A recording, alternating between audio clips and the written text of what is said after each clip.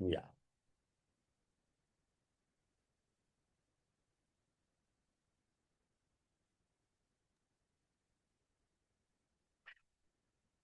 Yeah. So welcome everybody to session number 18. And today we are going to take up verse number 17 for discussion. So let's begin with usual revision. This is the background. I won't spend too much time on this. Like this is a this is Upadesh by Lord Shiva to Mimansis who had a strong belief in actions and not so much on Bhagwan, because they thought that action is the supreme and God has no role to play in this. So Lord Shiva tells them about the importance of knowledge and how the self knowledge will liberate us from the sorrows of this world as well as the cycle of birth and death. So Bhagwan Ramana Maharshi has given us a step-by-step guide for self-realization. And let me share this chart. We have seen this many times. Like these are the different paths that you need to undertake in order to reach the goal, which is Rustale Manasvasthata. This is the phrase in Upadesha Saar itself, which means one has to abide in our higher nature. So, how does one go about it? First is Karma Yoga, then Bhakti Yoga, then in this particular text, it also talks about Ashtanga Yoga, where one needs to tune the body as well as the mind, because if one has to meditate, then body has to be tuned and fit so that one is able to sit in a particular posture for a long period of time. And if you have to contemplate on a particular object, then one needs to have a steady, a pure mind, and mind also needs to be tuned.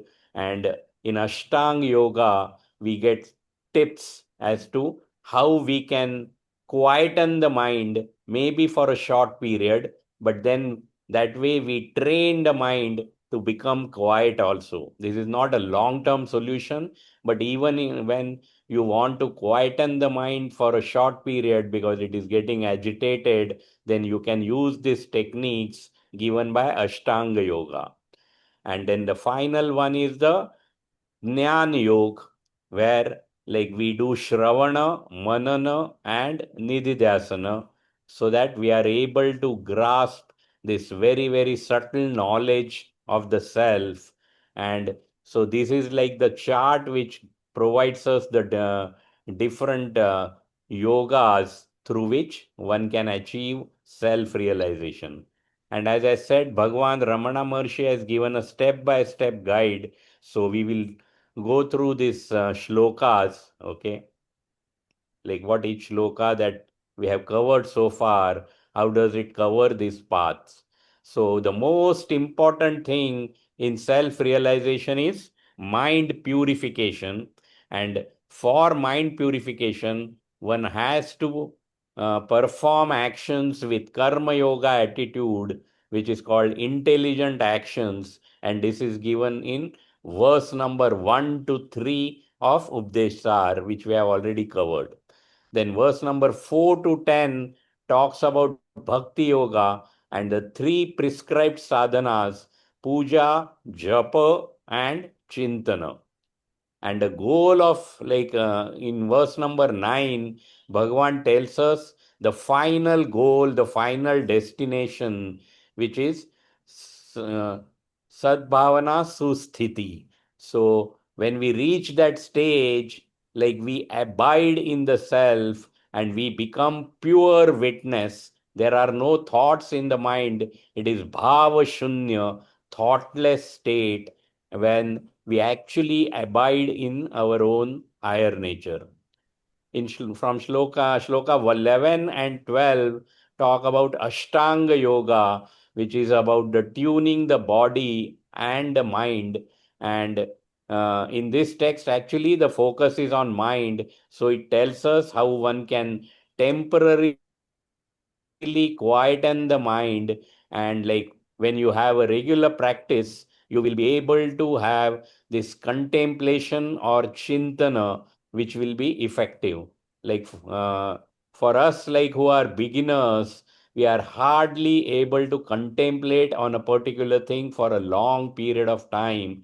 And the problems we already saw, it is virala chintana, where for some time mind is able to focus on a particular thing, but then it gets us back into the world. So this chintana is virala, that is discontinuous. So when we purify the mind, and also through Ashtanga Yoga, we tune the body and the mind, the contemplation becomes effective, and we are able to move from Virala to Sarala for a long period of time. So without any interruption, we are able to contemplate on a particular thing. Then shloka number 14. Okay, not shloka number 14 as such. Both this 13 and 14 actually give tips for this effective contemplation through tuning the body and mind. And also the other problem is Veda, like we consider ourselves to be different from Bhagwan, and that is Veda Chintana. So with regular practice, we are able to move to Abheda Chintana. And Bhagwan says that this contemplation, where we are able to abide in the self for a long period of time, it's pavani, that is holy, and it purifies the mind, which is very much essential for obtaining, for comprehending the subtle self. And it also talks about contemplation of on one common denominator, which is Brahman, which is existence consciousness. And when you are able to contemplate on this and abide in the self, it destroys the mind. And when we are talking about this mind, it's the subjective mind, which is like which actually like colors the entire thing for us. Like when we look at the world, we have a very prejudiced view, and this is the mind which creates this prejudiced view. And when this mind is killed, we are able to see the world as it is. So this is the revision, and then like let me just revise the shlokas we covered in the last two sessions. One is verse number 15, and it tells us that once a yogi attains this state, that is, he attains the self-realization, then the shloka says that what duty is there, and it answers as there is no duty for such a realized soul, since he has gained abidance in the self. And we saw like what is the reason, like he why he doesn't have to undertake any actions. This is like our lower self, lower nature, which is like body, mind, and intellect, which like this Brahman identified with body, mind, and intellect. It gives rise to an ego, and this ego, there is always a sense of being unfulfilled, incomplete. So it is always in the pursuit of happiness through worldly objects, and that's why it is continuously performing actions to acquire these worldly objects, which it feels will make us complete. So the purpose of every action, when we are identified with our lower nature, which is body, mind, and intellect, the purpose is my own happiness. So there is a selfish motive, and these are like all unintelligent actions. And by doing so, I become the doer, karta. And by becoming karta, I also become bhokta. That is, I have to experience the fruits of this action, and these fruits of action keep accumulating, and that's why we have to keep taking birth in this world, and we get deeper and deeper into the bondage by performing unintelligent actions. So all our actions are for my happiness, and it creates a bondage for us. Whereas the So yogi who has realized his self, realized his higher nature, he knows that he himself is existence, consciousness, and bliss, is happiness himself. So, so there is no reason for him to undertake any actions, and so his actions come out of happiness, and it is only for the as a service for the benefit of all. And his understanding is given in shloka number 5.8 of Bhagavad Gita, and he has a very clear and right understanding that it is not me who's doing all the actions are performed by body, mind, and intellect.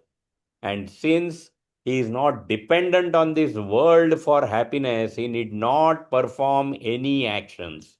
And that is the meaning of this shloka. And he has no duties to perform. So, obviously, there is a curiosity as to what this yogi does when he operates in this world. And we saw that there are three types of yogis given in shloka number 20, 21, and 22 of Bhagavad Gita. Like the first type of yogi, even though he is fully engaged in this world, performing actions, he is very clear that he is not doing any actions. So externally, he may appear to be very busy, but is actually not doing any actions. His understanding is clear that all the actions are done by body, mind, intellect. I am not the one who's doing these actions. So, out of compassion, they continue to live in this world and serve the world and undertake projects for the benefit of all. Then there are type 2 who, like, once they realize that this world is only an illusion, they get disinterested in this world and they spend their remaining life in solitude in Himalayas or any secluded place.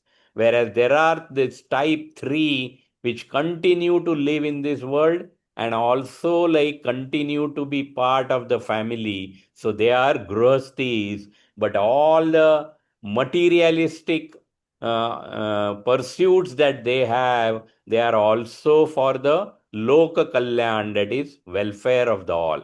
So we saw these three types of nannies, how they perform, how they transact, how they live in this world after attaining the self-realization. Then in the last session, we discussed this verse number 16, which, uh, which tells us about the mind, that the mind withdrawn from the objects sees itself as the consciousness, and that is the vision of reality. So, as I have been saying, like we are always like focused on the world, finding ways to make myself happy. So all the time the focus is on external world, and this needs to be turned inside. And when this focus is shifted inside, the mind disappears. So this is the diagram we used.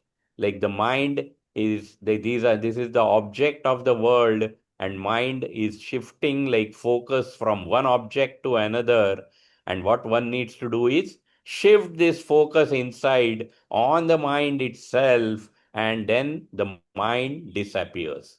And when the mind disappears, like you become the witness. It is moving from doing to being, and you get the vision, like you yourself become existence consciousness. So these words like vision and all are actually for materialistic objects, but for Brahman, which is infinite, it actually the word is used only for an understanding. One becomes that existence consciousness, and that itself is the vision of reality. So, with this revision, now we will start the discussion on verse number 17. मानसं तु किं मार्गणे कृते नैव मानसं मार्ग आर्जवात्. So these are some of the Sanskrit words, margane krute. So which is like after having inquired, and inquired into what? What? Into the mind itself. Manasa tu kim. What is mind? And when you do that, you realize that na eva manasam, the mind disappears. There is no mind. And Bhagavan says that this is the direct path. Iti marga arjavat. So this is the meaning of this shloka.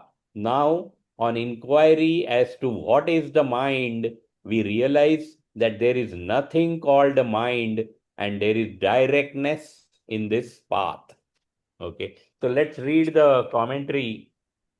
Yeah, Umaji, can you read? I don't know whether Chanda has joined or no. Yeah, I've joined. I No, see. I have joined. I have joined, Okay, so Viraj. can you read? Yeah. Uh, yeah. I had logging a problem, so I had to Oh, is it? reboot and Okay. all that. Yeah. Now I have to read shloka number 17, right? 17 commentary, meaning I have already Yeah, read. yeah. So Okay. Now that is on what is mind. the word too, yeah, right. Yeah. Word. The word to, but or now denotes the change of topic.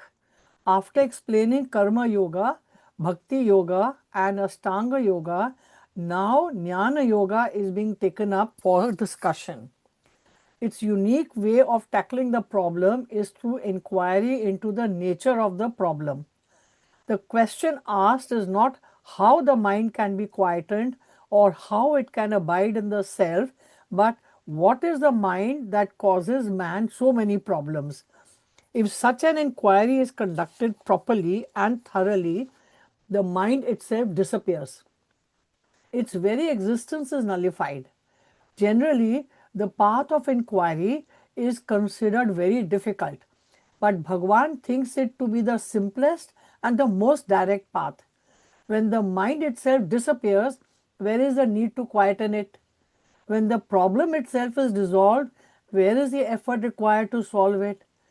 A man walking at night imagines a snake on a rope lying on the ground and gets frightened. He runs in search of a stick to hit the snake. When he realizes that there is no such thing as a snake, but there is only an innocent rope, his fear disappears.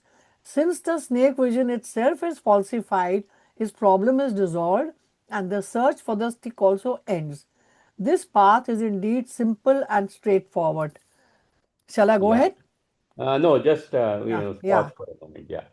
Yeah. yeah. So Bhagwan says this is the direct path, and it is simple and straightforward. But one needs to understand that this requires a purified mind, and if the mind is not purified, then it is better to go for other paths which will actually purify the mind. And in Atma Bodh, we had discussed about this Arani example where there is a churning of two wood pieces to produce fire. And if you remember, you also need a cotton to when the sparks fly, you need to get the sparks on the cotton piece, and the quality of cotton piece is very very important. If it is dry, it will catch fire instantly, but imagine that if this cotton is like wet, then whatever sparks fly, the cotton will not catch fire. And that is why they used to say that even Ramana Maharshi is like a fire, and whoever comes in contact with him can get realization just in his company, just in his presence.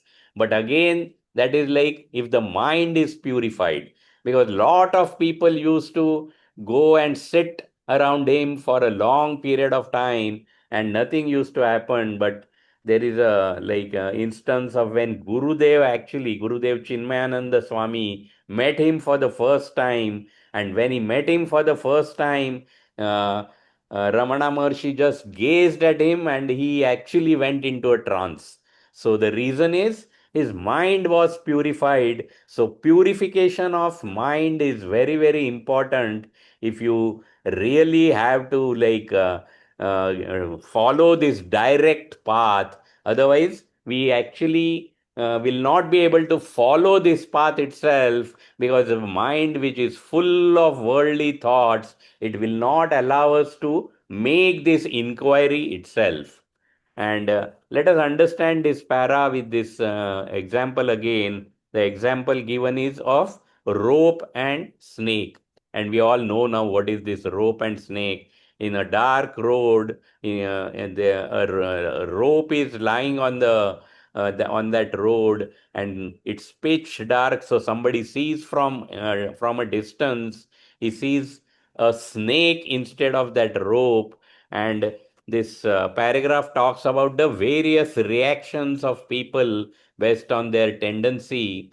And one sees the snake, and the one who has a tamasic tendency, he's filled with fear because he imagines lot of things about that snake, that it is ferocious, poisonous. If it bites me, I will have to be admitted to hospital. All these kinds of negative thoughts, and these come to the mind of a person who's tamasic. Whereas one who's rajasic, he actually wants to take some action on seeing that snake. He wants to take a stick and kill the snake.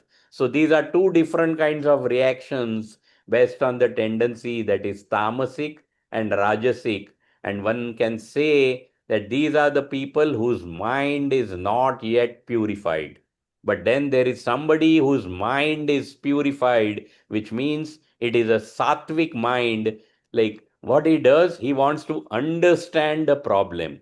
Like tamasic and rajasic people believe what they see, and they take the problem as granted and try to find a solution for that problem. But one whose mind is purified, a sattvic person, wants to actually inquire. That is, he will light the lamp and try to see whether it's really a snake, and he realizes that it's actually only a harmless rope lying on the road, and he knows that the snake has disappeared.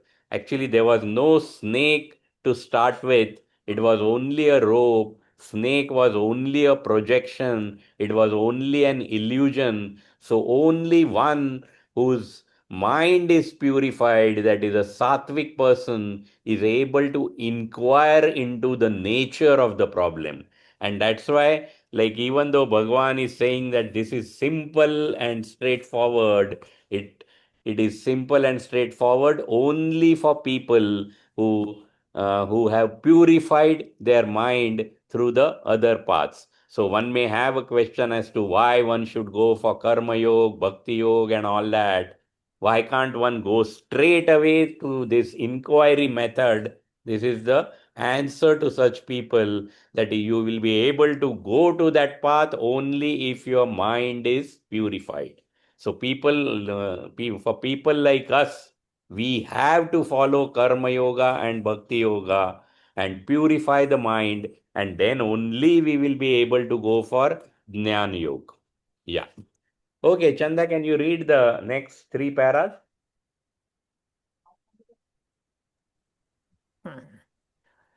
Now we shall inquire, what is the mind?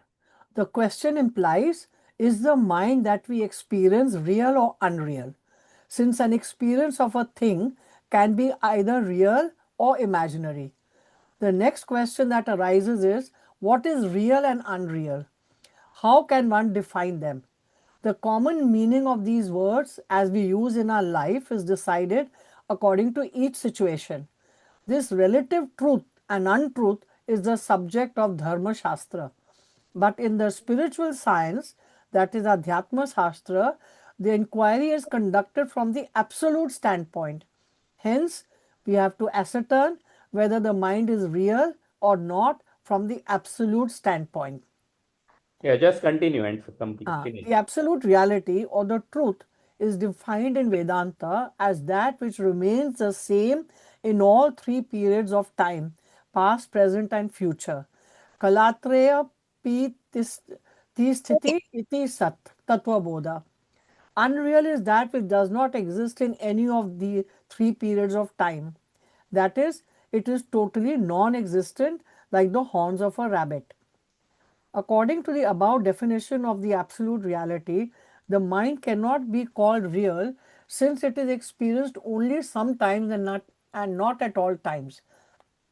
Also, it is experienced as a constantly changing entity. It is made up of thought modifications like anger, desire, likes, dislikes, and volition. If it is not real, then it can be called unreal? No.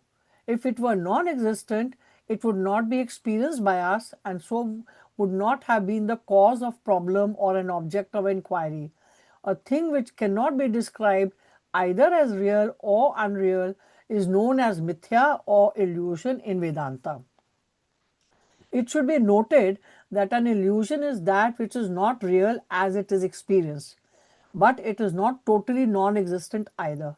If a man mistakes a rope for a snake in the darkness, then would the snake vision be real? No. When it is illumined, only the rope is seen and hence the snake vision is negated. The snake cannot be called non existent since it is experienced and cannot be real since it is negated. The snake being neither real nor unreal is an illusion. Also, we realize that in and through the snake vision, we experience the rope alone. It is only the ignorance of the rope that causes the illusion of the snake. The illusory snake has no existence apart from the rope. In fact, other than the rope, nothing else exists.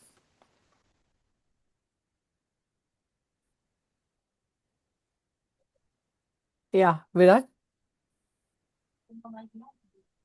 Huh? Can you hear me? I can. Yeah. No, because everything was silent and we No. finished now. Yeah.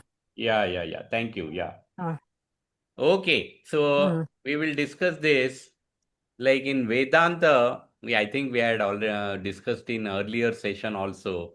It is Sat and Asat, the reality. Sat, the reality, and as per Vedanta, one doesn't the thing that doesn't change at all, and it is there in the past, it is there in the present, and it is also there in future.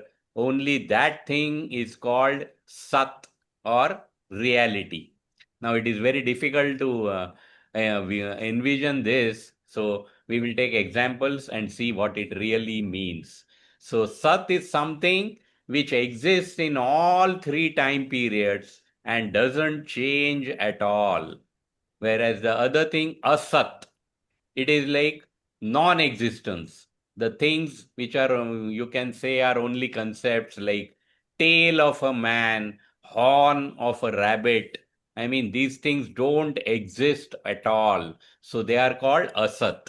But in addition to these two, there is also something called mithya, which you experience, but that experience is only for a short period, and what you experience keeps undergoing change, then it cannot be called Sat, because it keeps changing all the time, or like keeps changing frequently, and it was not there earlier and it may not be there in future.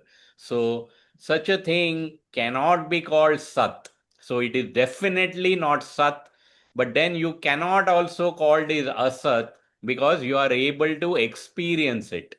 And again, as I said, we will understand this with examples. So there is something which is experienced, but it keeps changing, so it cannot be called sat.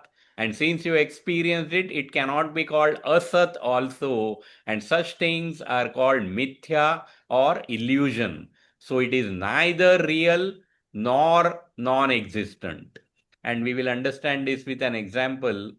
Like, see, when we say that world is an illusion, what we actually mean, because if you tell it to a common man, he will say like, what are you talking about? I am experiencing this world all the time.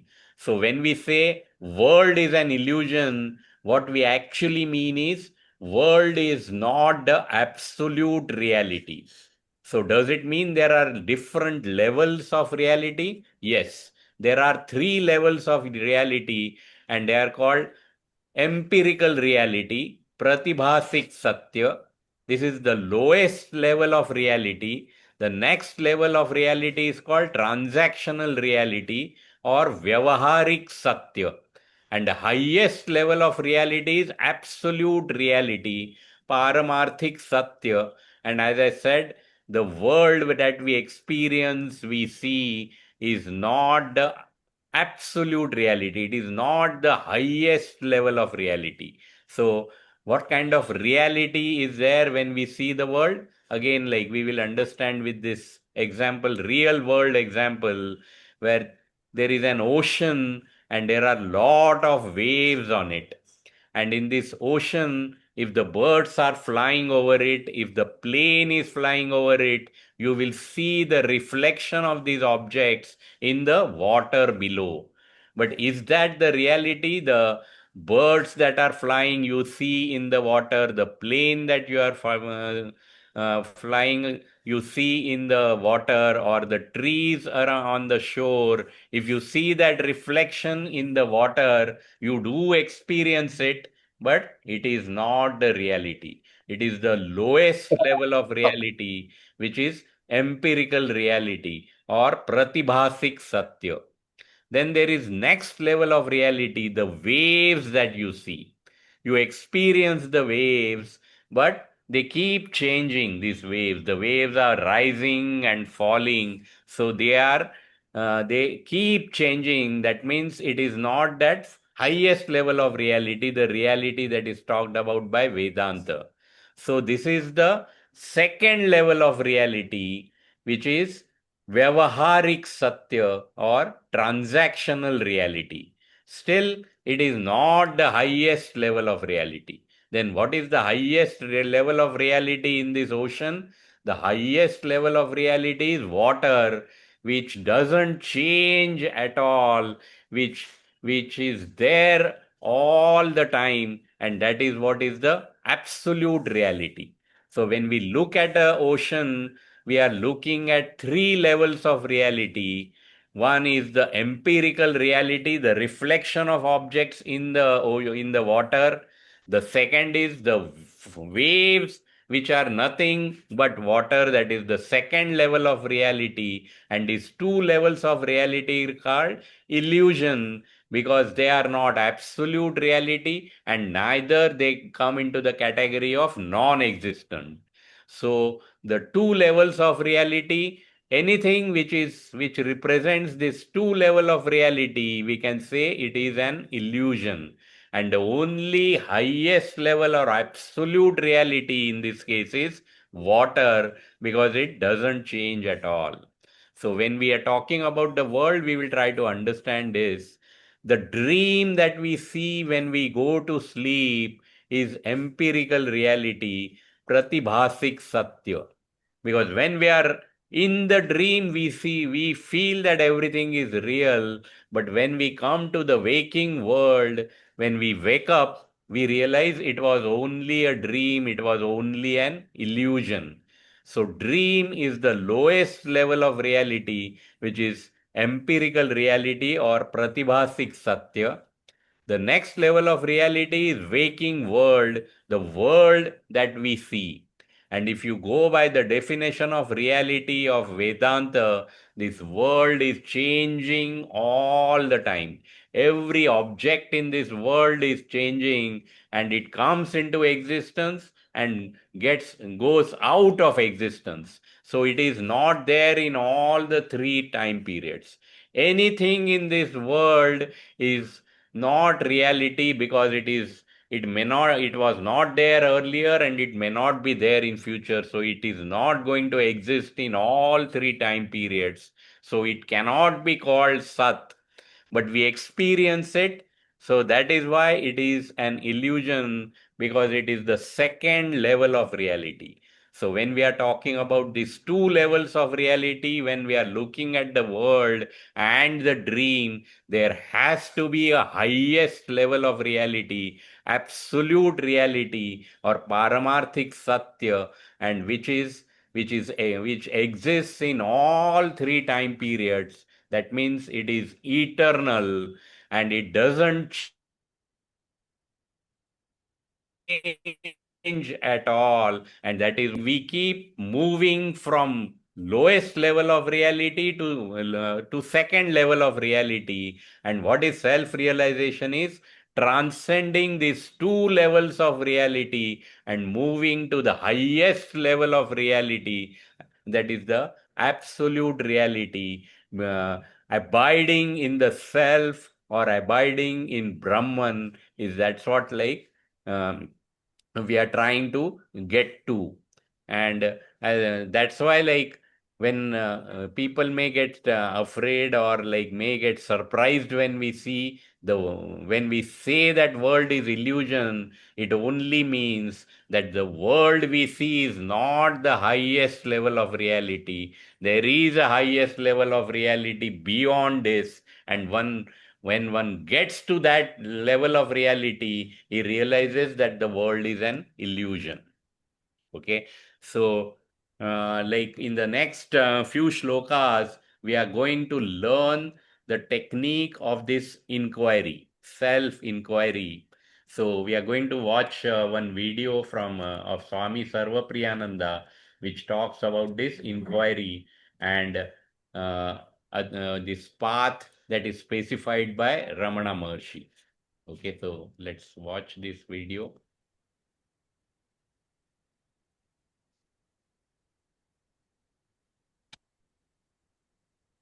Okay, so let me share this.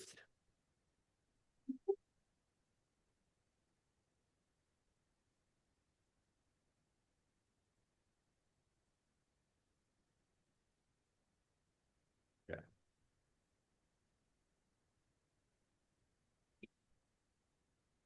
sorry.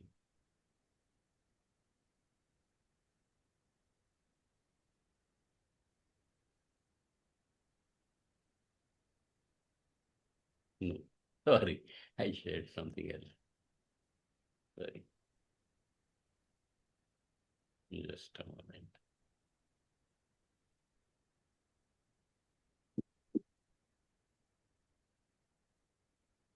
Correct? Why it's again? Sorry. Thing is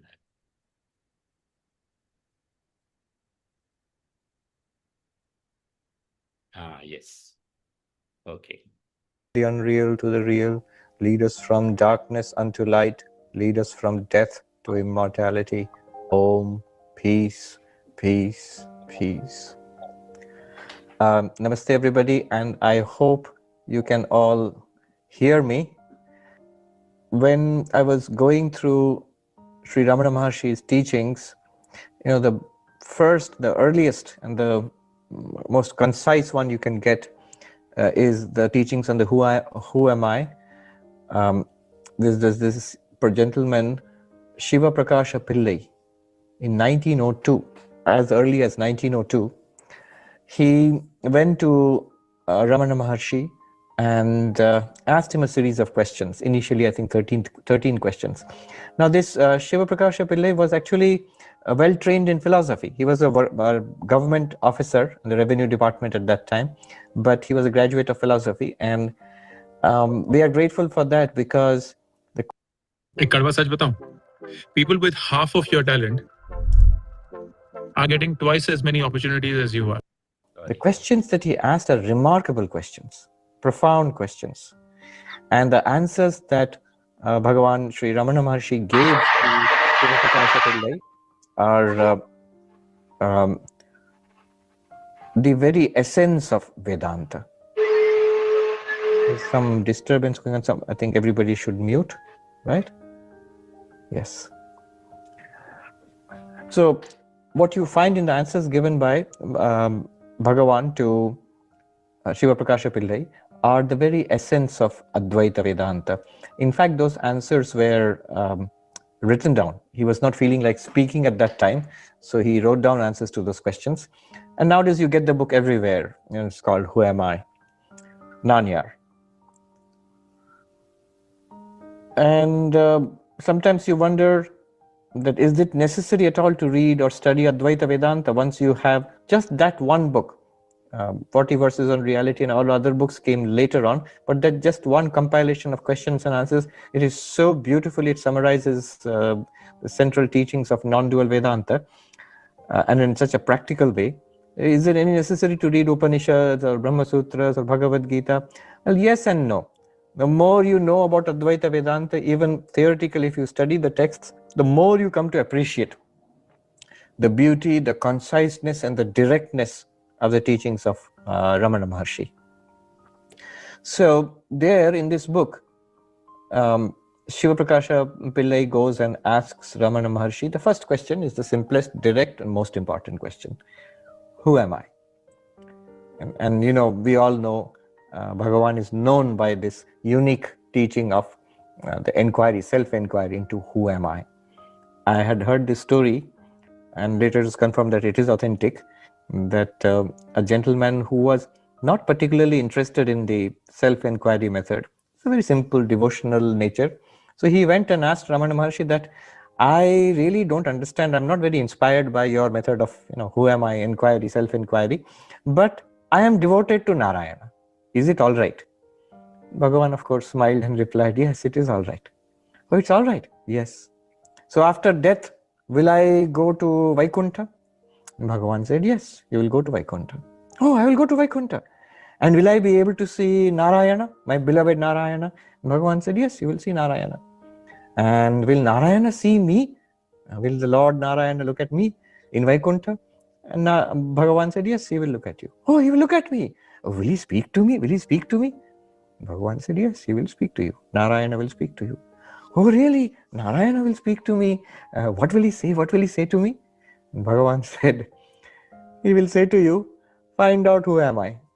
So this who am I is a sort of unique message of the methodology given by Ramana Maharshi. And there we find the first question asked by Shiva Prakash Pillai is, who am I? And Bhagavan's answer is very interesting. He does not say, you are the Atman, you are Satchidananda, you are the self, you are awareness, pure consciousness. No. He says, I am not this body. I am not the 5 sense organs. I am not the 5 motor organs, Jnanendriya, Karmendriya. I am not the 5 pranas. I am not the mind. I am not the intellect. And I am not even the ajnana, the ignorance which lies beyond mind and intellect. I am none of these. And he stops there. It's very interesting that when you're asked, who am I? He does not give a direct answer to who am I. He says, who I am not. This is where the Atma Anatma Vichara of Advaita Vedanta becomes important. Why should we learn who am I and who I am not? And how do we appreciate this teaching? How do we grasp it? So the reason why he gave this answer is, we are already convinced, we know the answer to the question, who am I? By the way, the question, who am I? That's the form in which it is, and it's perfectly all right. That's how it is taught, and that's how it comes down from Bhagavan Ramana Maharshi. It can also be understood as, what am I? The problem with who am I is, who refers to a person. So am I Sarva Priyananda or am I some other thing, some other person? More than, deeper than that is, what exactly am I? Am I body, mind, or am I something beyond that? So the problem is, when we ask who am I, we already feel we know the answer. I feel I know. Who am I? Here, I, this one, and whatever is inside. So body and the mind. At the most, we might say, I am a mind or a person in this body, an embodied person, embodied mind. So we think we know. And first of all, we have to appreciate. You should absolutely stop trading in 2025 because you don't need to analyze any kind of patterns. You don't need to spend hours of your time in front. That we are not this body-mind person, that we are deeply mistaken about our identity. So we have to appreciate that first. Then only the truth will become clear.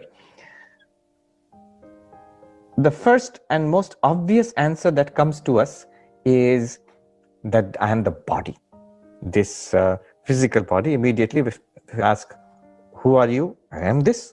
And somebody says, what is this? This is I am this, and this is I. So this double identification with the body, this is where we must start. Ramana Maharshi says, I am not the body. He actually said the Sapta Dhatu, which makes up this body, I am not that. So, I am not the body. But why? Why am I not the body? How am I not the body? I must understand this, and then I must feel it. It's not enough to believe it, that I'm not the body. I feel I'm the body. Why are you telling me I'm not the body? So this is where the various Advaitic inquiry, the techniques help us. It's called Atma and Atma Vichara, an inquiry into what the self is, into what I am and what I am not. One of the ways it proceeds is the most common one is Savikara Nirvikara, that the body changes. It's a known fact, but Vedanta draws our attention to this fact that your body changes. When you are born, when the body was born, a baby, and notice how it changes into a little child, a little boy or girl, into a teenager, into a young person, a middle-aged person's body, an old person's body. Finally, it dies. So the body undergoes several changes. Not only that, throughout the day it is changing. So many cells are being shed by the body. New cells are being generated. So this body is a series of changes. And yet I have this intuitive feeling that I was in that body. I was the same there. When the baby, the baby picture, it is my picture. The teenage is my picture. The young person's picture is my picture. So if I am the same and the body is not the same, it is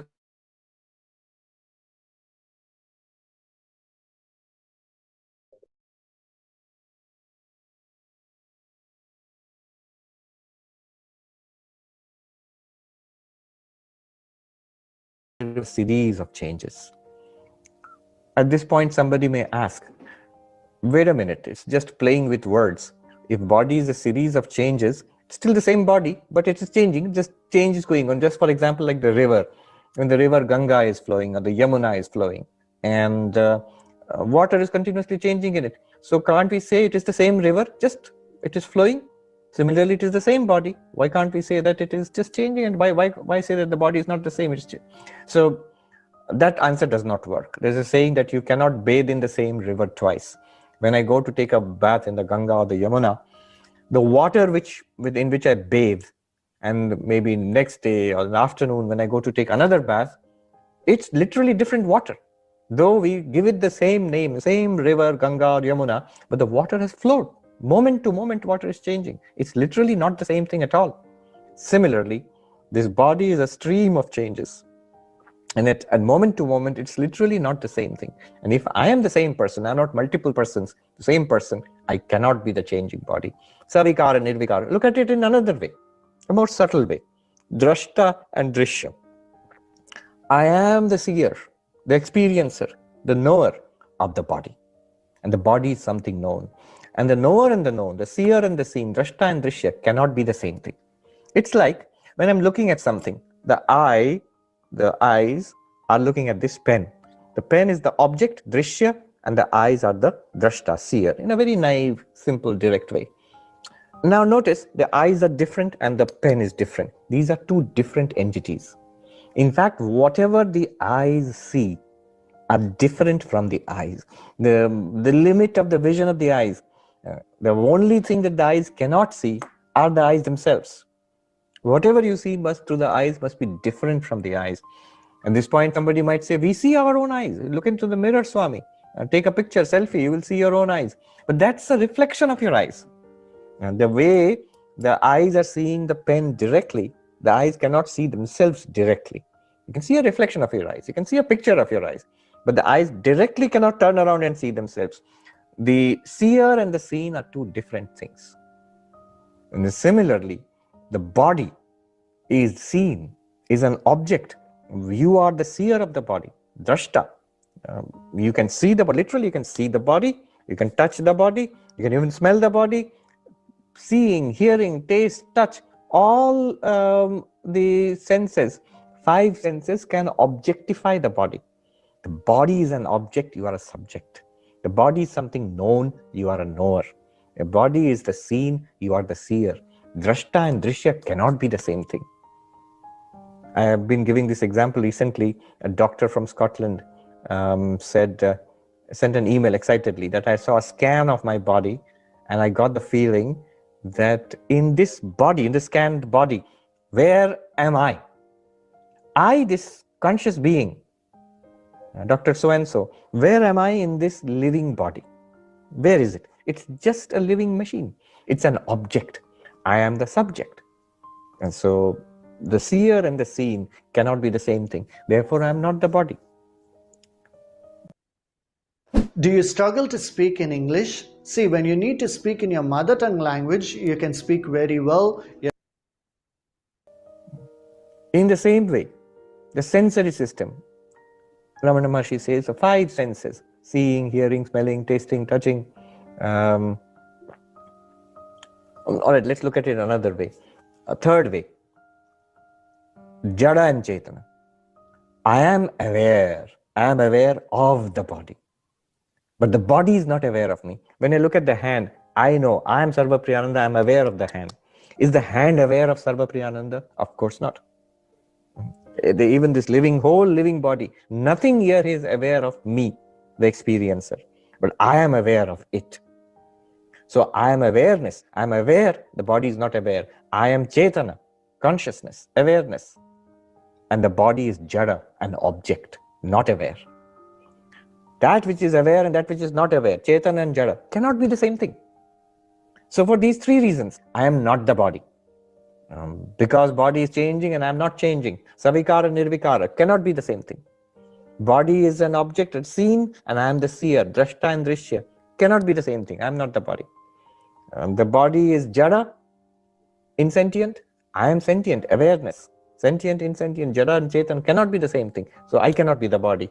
I am not the body. Bhagavan Raman Maharshi says, I am not the body because Savikara, Nirvikara, Drashta, Drishya, and Chetana and Jada, Chit Jada, because of these. And there are a number of other ways of looking at it. I'm given only 3. Vedanta has numerous ways. There are 3 approaches to see that I am not the body. Now, these 3 approaches, what should you do with it? First of all, listen carefully. This is called inquiry, self-inquiry. This is the technique. What Ramana Maharshi talks about, inquiring into who am I, noticing the thoughts and asking to whom the thoughts are occurring, that's a subtle technique, a powerful, direct technique. But before that, when you reflect upon the body, why am I not the body? These are the arguments. You listen to these arguments, understand them, and then see that they are true. So 3 levels. First, what is the argument? Savikara, Nirvikara, Chit Jada, Drashta, Drishya. What is the argument? Second, do I get the argument? Do I understand it? Does it make sense? Third, see it for yourself. Does it feel real? That this is the thing. I am the knower of this thing. Does it feel real? Should be able to say, yes, it's a fact. Then we get a feel that we are not the body.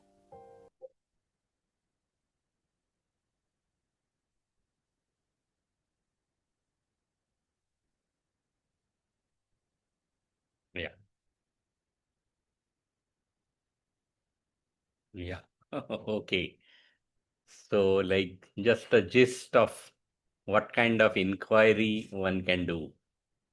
And we will see the technique of Ramana Maharshi as well. ॐ श्रुतिस्मृतिपुराणानाम् आलयं करुणालयं नमामि भगवत्पादम्.